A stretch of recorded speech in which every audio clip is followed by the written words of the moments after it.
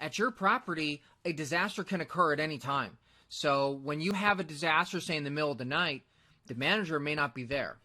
It may only be a night manager, so you're going to have someone maybe at the front desk. You may have somebody in the back of the house, but you're not going to have your traditional management team in place. The managers, the general managers, the assistant managers, even the owners in some cases aren't going to be there. This happens at hospitality properties all the time.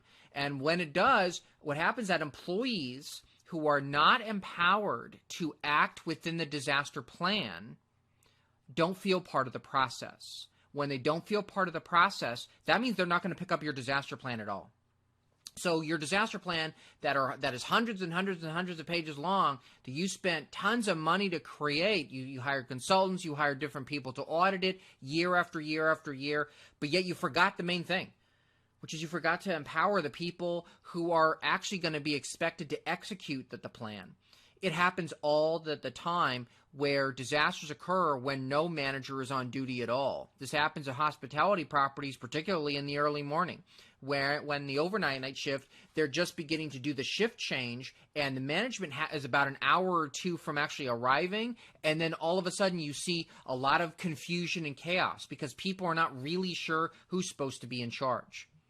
When I train people, and when I put them all in a room and we're doing a disaster training, this was particularly true early in my career, I literally took people and I put them all in a room and I would tell people, the first thing I want you to do, the very, very first thing, is I want everyone to take off your name tags.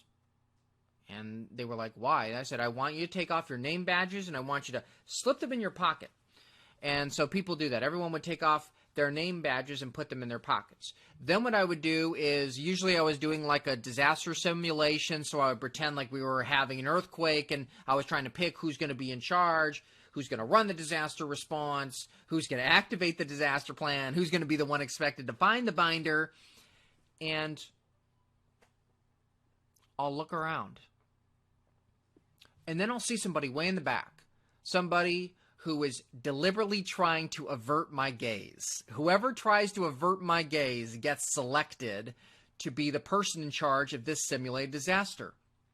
I do this because I don't want traditional management teams to think that they're going to be the ones who are going to be in charge in every disaster. I mean, that doesn't mean they're never going to have a part in the disaster response. I mean, of course they're going to be involved. But in the first 60 seconds after a disaster occurs, in the first 60 minutes after a disaster occurs, management may not be there. And in fact, when I have trained those employees, I would do this. I would actually say to all the managers, I'd say, I want you to stand on the side and I don't want you to do anything. I just want you to watch.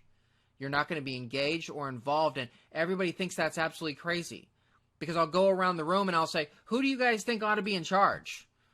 And they always say, oh, the general manager should be in charge. So-and-so should be in charge. And I say, nuh-uh, that person in the back. Who are you? I'm Jessica, or I'm Jane, or I'm John, or whoever. And I'll say, okay, you're in charge. And they get this really nervous look because they've never picked up the disaster plan before.